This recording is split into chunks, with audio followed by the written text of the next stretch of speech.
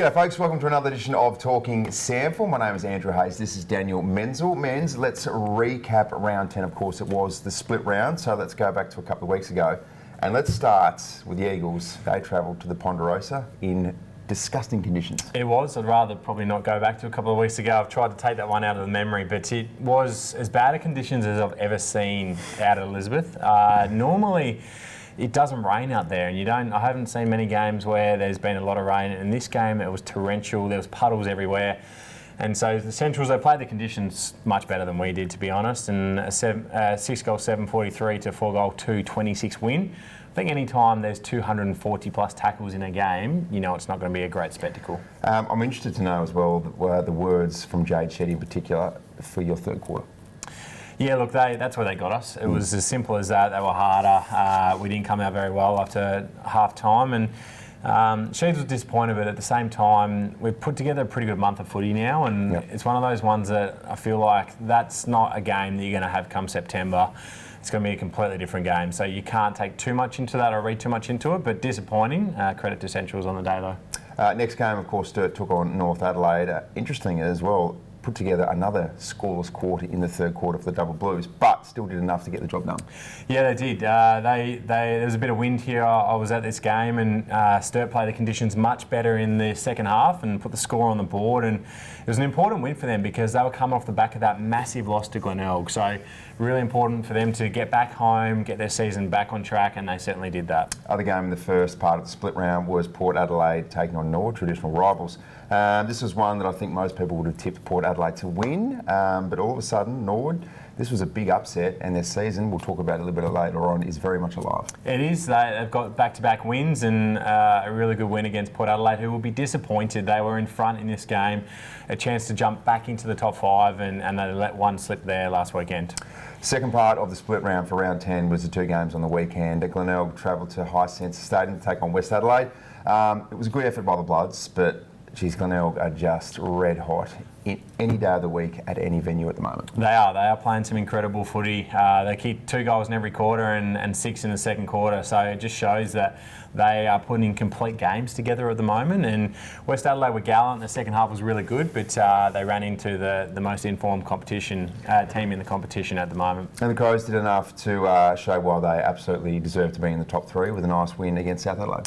Yeah, they did. They went down to Flinders University Stadium in some very tough windy conditions and cold conditions down there, but they did what they needed to do. As we take a look at the ladder there, and you mentioned the Crows into that top 3, it's pretty clear at the moment. The top 2 are clear of Adelaide, but it definitely feels like the competition, there's 3 teams that are ahead of the rest at the moment. Still a game between 5th spot and 9th spot, so that scramble for 4th and 5th is going to be very, very fun to watch towards the end of the season. It really is. It's going to be some great matchups coming up over the coming weeks, and put it simply, you got to beat the teams around you on the table.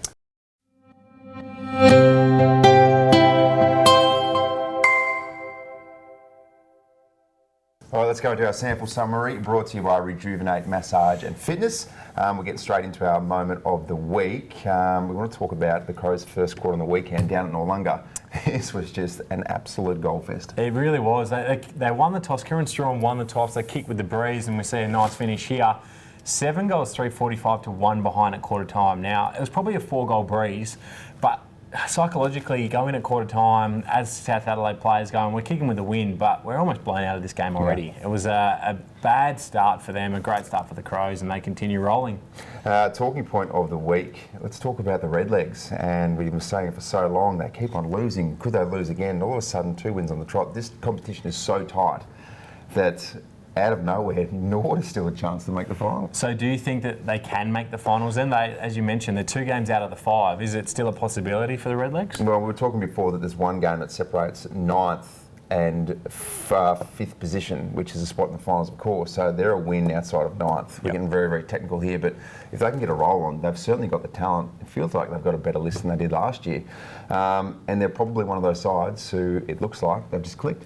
It really does. So it'll be a very interesting watch over the coming weeks for the Redlegs. And let's get to the stat of the week. And this one's not a pretty one if you're a South Adelaide fan. The last 2 games they have played in, they were down 77 to 14 at 3/4 time on the weekend. And the previous game against Norwood, they're down 67 to 10 at 3/4 time. So They have been blown out of games in the opening 3 terms, and to kick 24 points in 6 quarters of footy to start games is really worrying for South Adelaide. It's really concerning for South, more so that you wonder if it's probably not so much of a talent or a roster point of view than maybe there is something going on mentally. We know that sides across every competition sometimes jump out of the gates really slowly, and South are in that bracket right now. They are. They're terribly out of form at the moment. And you mentioned it. There's definitely talent there, and they've kicked bags of goals in quarters as well. Again, they showed up on the weekend against the Crows. They kicked 4 in the last quarter. Kicked 7 the week before against Adelaide in the last quarter against Norwood. So if you're a South Adelaide fan, you'd be wondering why they just can't show that a bit more often and earlier in games.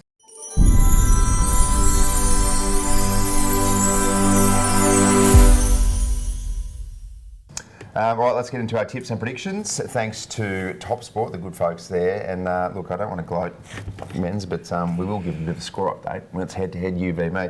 I've actually taken the lead, so I tipped 4 last week and you tipped 3. That means I'm 34, you're 33. You'll come back though. Well done, well done. You've taken a nice little early lead. We've been stuck or gridlocked for a couple of weeks now, so I might let you tip first on these ones and just see if I can maybe get 1 or 2 back on you. All right. So it's going to be an interesting watch. We've got all 5 games back this weekend.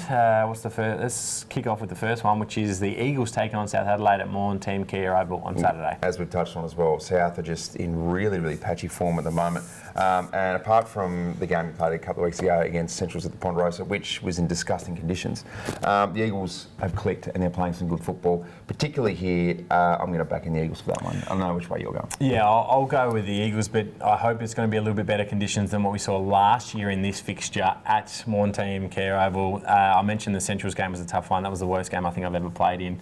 There was 280 tackles. I think we won that day 35-20 or something like that. So I'm hoping we get some nicer conditions this weekend. Next game is at Alberton Oval. It's Port Adelaide taking on the Bloods. I'm tipping Port Adelaide, but I'll probably be a little bit cautious with this because every time you tip heavily against the Bloods, they seem to shock you and surprise a lot of people.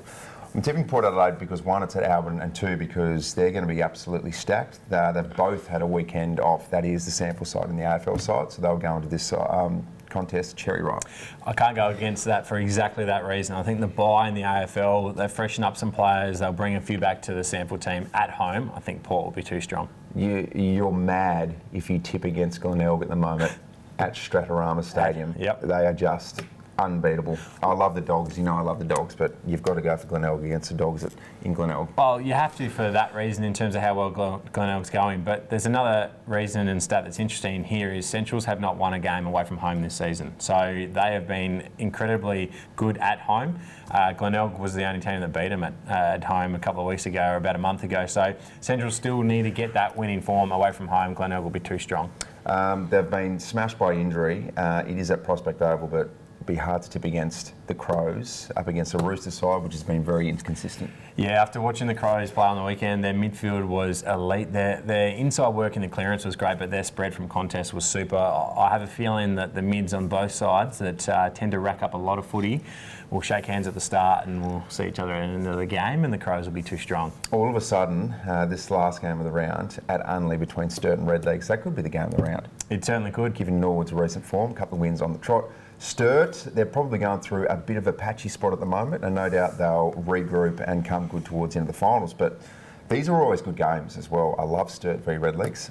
I'm not sure which way to go with this. On paper, Sturt are going to be favourites, but I might go for a bit of an upset just to shake things up. I've got the Redlegs. Okay, you're going the Redlegs. I have very similar thoughts on this. I was going to go the Redlegs because I thought you'd go with the Double Blues, and this for mine is the match of the round, the closest match for mine to pick.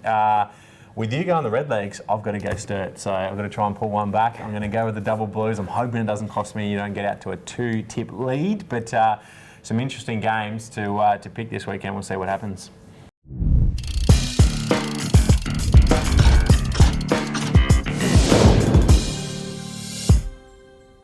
Time now for my multi, thanks to our good mates at Top Sports. I've got 3 games for you, Menz. And I've got to say as well, credit where it's due.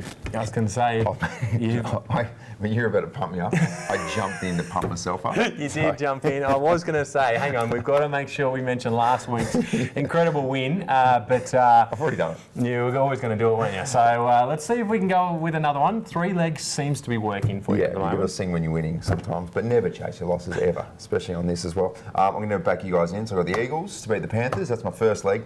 Second leg, I think it's going to be tight, and this is where I could potentially come undone, but I've got Port Adelaide to beat West Adelaide at Albert and Oval, and then my absolute sure thing, unfortunately for the Dogs, but good if you're a Glenelg fan, is the Bays to beat the Dogs. So Eagles, Port and Bays for wins this week as part of a 3-leg. So it's a good multi there, some good odds there thanks to Top Sport, and you'd expect that too with such an even competition. There's no easy games to pick, but we'll see if you can go back to back with the multi this week.